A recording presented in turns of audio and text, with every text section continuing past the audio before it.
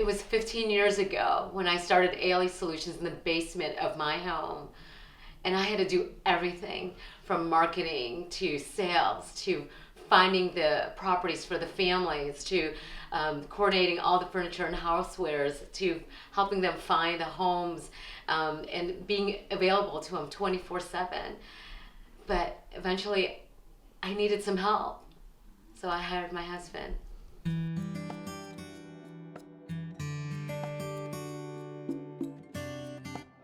It was a scary time. I mean, I'm going to leave a career of 15, 18 years in manufacturing and engineering and embark upon a small business, again, out of the basement of our house.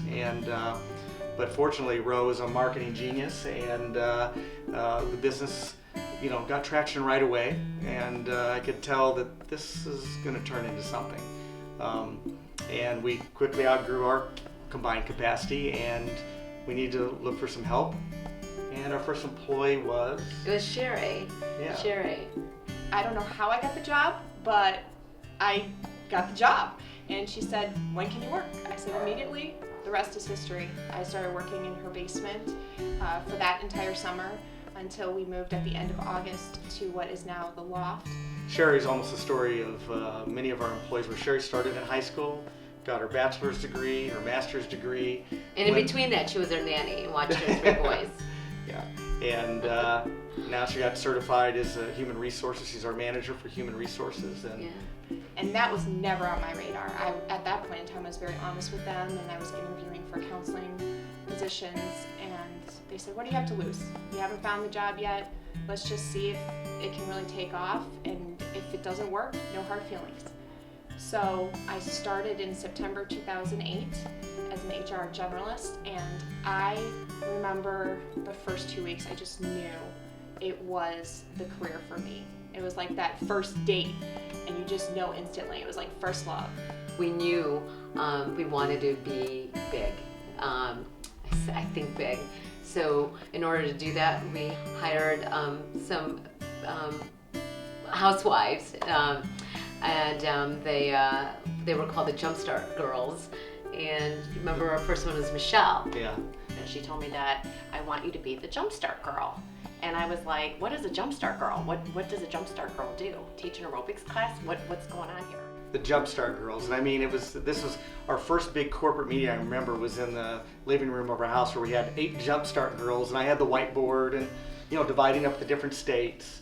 It was kind of a neat job. I had to kind of build the database and call every adjuster all over the country and try to explain what ALE is and what ALE is all about and what we do and how awesome this company is. And it was really a fun job just talking, because I like to talk to people, especially people I don't know. And then we had our 3-line phone, and those the lines were just ringing off the wall. So we thought, oh my gosh, we're so busy. And so we finally left our basement, and we were in search of our office space.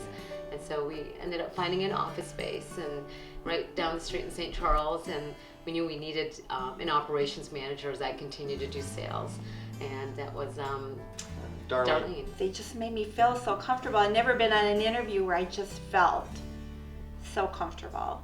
I remember we talked to her on a Friday at 3 o'clock in the afternoon, and she was on a plane literally hours later and showed up the next morning for an interview. And Darlene's still with us today. I never felt I was ever on a job. I never thought this was work. I always just felt that I was a part of the family, and that I looked forward every morning to coming to work and working late in the evenings, and I never really cared. It was just what you wanted to do, because I saw the pain in people's faces. I saw the joy that we would bring when we just did just a little ounce of effort to help them. Ellie has meant a lot to me, 15 years. When we left the basement and moved into our first office, by the way, same building we're still in today, but it was a fairly large factory conversion. Really cool place with the exposed wood beams and everything. And so we were up on the 3rd floor, and just below us was a company that was going out of business, and there was a gal that we could see as we went up the stairs, the receptionist there, and that's Jackie. When the business, folded, we went in and said, "Hey, you want to come work for us?" And Jackie's been with us ever since. Yeah, she has. Longed for companionship. And then luckily, my boss gave her notice and they shut my office down, and here I am today. So. Somehow or another, every time we needed to expand, the space next to us would be vacant. We'd sort of just keep moving. Kept on knocking the walls down.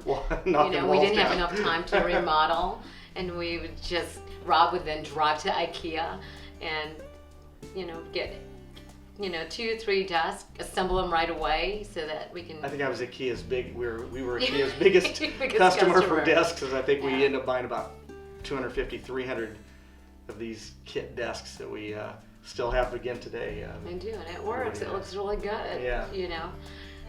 This isn't where I work. This is my second family. I met my husband. I, had 2 kids and did it all. And you guys watched everything. You are part of my family. Yeah. We definitely made a transition from a sort of this smaller 20, 30 person company and transitioned to literally hundreds of people. Yeah. And so while we filled that space, we knew we needed more.